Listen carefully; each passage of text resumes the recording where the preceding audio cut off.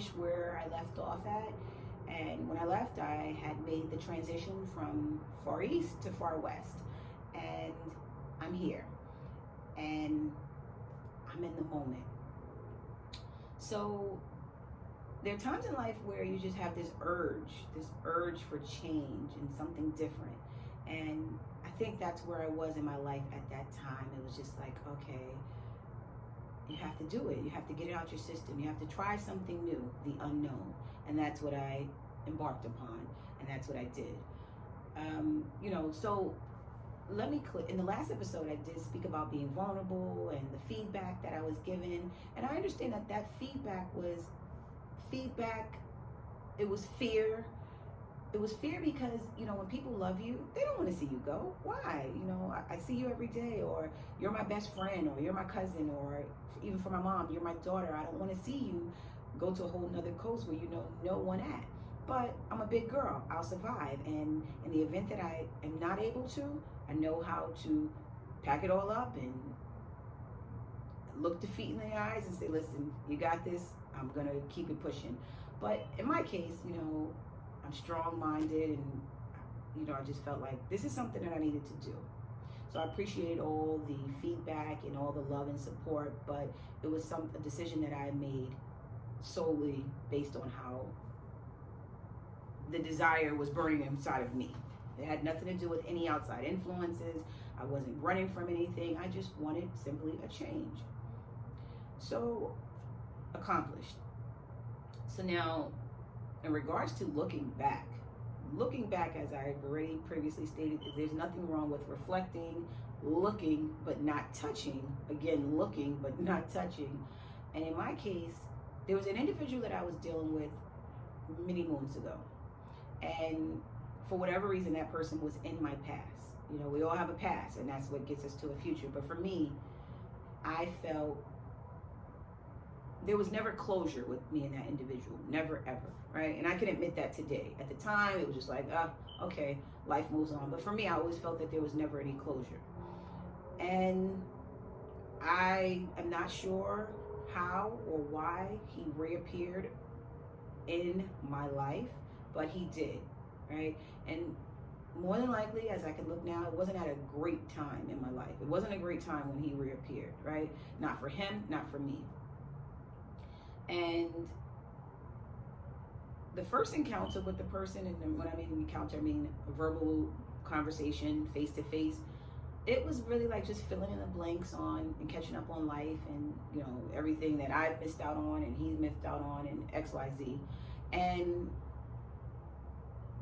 I said to myself, well, maybe this man has changed based on the conversation alone. But further interactions and further dealings showed me, it showed me and it told me that no, this person didn't change. But anyway, I move here and I'm in this fresh environment. I can hear the birds chirping, and I mean, you can hear that anywhere, but I mean, in the city, 9 times out of 10, it's noisy. So those are things that you just don't pay any attention to. But for me, I could think, I have clarity. And not only did I look back, I pulled this person into my world, into my new world where I had evolved and I was a different woman, and I had made so many different changes from the woman that he used to know to now. So I come from, just a little background, I just come from a long line of strong women. When I say strong, I don't mean physically strong, like you can lift up a building. I mean the strength that it has to be done. With or without a man, it has to be done. You have to make sure you have lights on, food on your table, a roof over your head, those things. You need your TV stand put together. If you don't have a man, you have to get it done. So that is where I come from. I have 4 brothers, right? But still, I can do so many things myself. I can fix all my TV connections and things that I need to do, I can get done, right? So that's what I mean by strong women, that they held their households down and they provided for their families. So that's my mindset. I have to get it done. It has to be done. It has to be done. By no means does that mean that I don't need help or want to accept help from a positive male. That does not mean that. That just means that I come together, and if I don't have a partner, I don't fall apart. That's what that means. It doesn't mean that I don't thrive intimacy or connections or a partner or someone to grow old with. That's not what it means. So moving forward, I allow this person that was in my past bring him into my future. And just from the first day, it was just like, run. All signals pointed to run. I allowed that person to consume me in the sense that my heart, my soul, everything, because a relationship is about empowering one another. If you're lagging in some area, I have to lift you in that area, and vice versa. If I'm lagging in one area, I want you to improve me in that area. Improvement, empowerment, togetherness. Let's explore new areas in life together, whether it's rock climbing or a helicopter ride or just going to Barnes and Nobles and sitting in the book section together. I mean, whatever it is, whatever brings it together. So that was lacking. There was no togetherness in a sense. It was pretty much, I need you as a ladder, and I need to climb the ladder of you as far as I can climb it without showing any type of emotional connection, attachment, anything like that. I'll say it when it needs to be said, and I'll be there when it needs to be done, but otherwise, I need you to get me past go, pretty much, right? When I look back at it, I'm not saying that's how it was, but when I look back at it, that's pretty much how it was. So for me, this looking back phase, I need that for healing, to make me a better person, to understand. I mean, I know everything in life you can't understand. People are who they are, right? We meet people where they are in life, and they meet us where we are. So to me, I was a means to an end to that individual. Okay, you didn't have a car. I helped you get a rental car, right? For months on end, in which you left me holding the bag on those rental car bills, right? I got left holding the bag on those bills. I got to get it paid because that reflects my credit. That's my card on file. So I have to get that paid. And we're talking about a man that is way over 40. I'm not talking about a man that's under 40, way over, right? Children, life.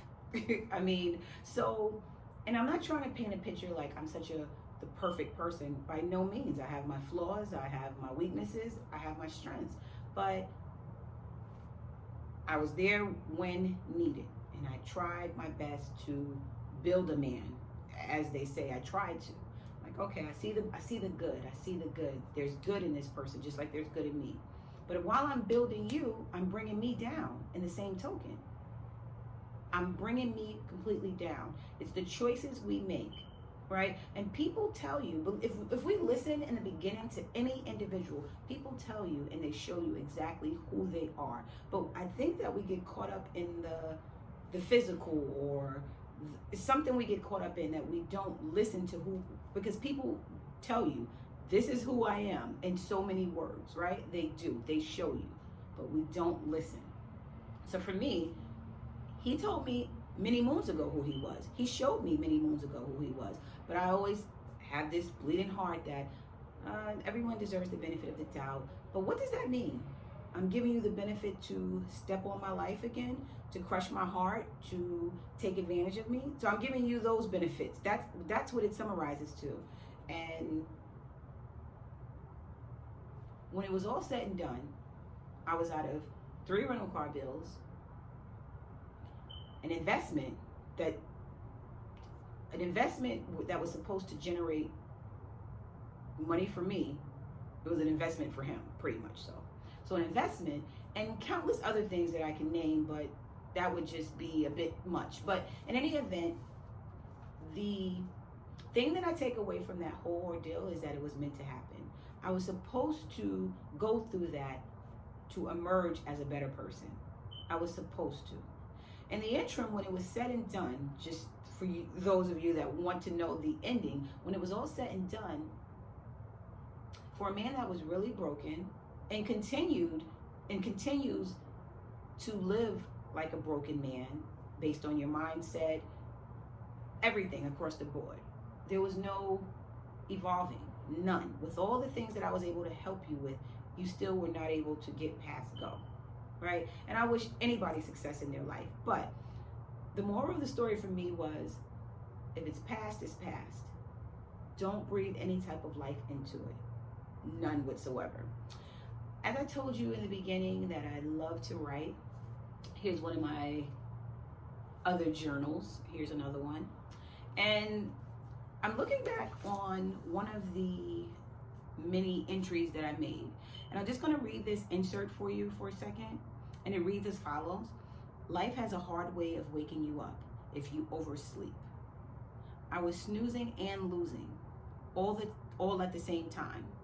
My life as I had previously known would be a vague memory. I never wanted to be the victim of my own demise, but unfortunately, that's exactly what I have done to myself. I allow potential to substitute for official. And by that, what I'm saying is that I got complacent with someone who would talk the talk but could not walk the walk. So that was deep for me. This was past this entry. This is when I was in the thick of it, I guess. But I allowed potential to substitute for official. It still makes me cringe sometimes when I think of it. Like when I just reading that, I just felt this jolt of wow. Like it's crazy. I don't know why I allowed that, but like I said, looking back and reflecting, everything, all the pieces come together for the greater good. So my hopes are that I can help someone else. And I'm not saying if you have someone in your past to run if you see them. I mean, you have to play it by ear. You have to do what works for you in this life. Do what works for you. It's not always a bad thing. Yes, financially, he drained me. Yes, he did. I will say that openly and freely and honestly. Financially, he drained me. And just a small disclaimer, the manipulation part would be the debates where he would say, you know, if I'm talking and I'm saying this or that, he'd say, well, you hate men. I hate men. You hate black men. I hate black men. What does that mean? Me as a black woman, I hate black men. You're black. So what does that say? I'm helping you. You do. But how do why is it that you, now, because there's no gain and I hate black men. Is that just, of course, that's just an excuse because you can't use me anymore. You can't utilize me anymore. So now you'll run with that. Well, you was running with that the whole time, but I couldn't understand that. Is it my views? As a woman, what do you look for in a man? You look for honesty, you look for loyalty, trust, commitment, those things. If you are not able to do that, then for me, that whole ordeal, I was not able to gain anything emotionally,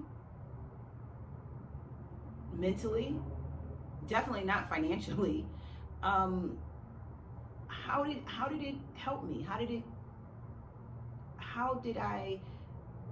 I mean, even the simple things. For some women, a text may light up your world. For some, flowers. But I wasn't even able to get that. So there was no type of emotional or social interactions at all that I could take away from that. Nothing whatsoever. And again, life is about improving in the areas where you lack. You can be the strongest, but again, we have weak areas in our lives. We do. And I want to continue on with this with the hopes that, again, my story can help someone else. So in the next segment, we'll talk more in depth about getting past that hurt, that pain, that fear, all of those things, because the whole thing comes together as one. So just keep that in mind for next time. And I'm glad that you stayed tuned with me.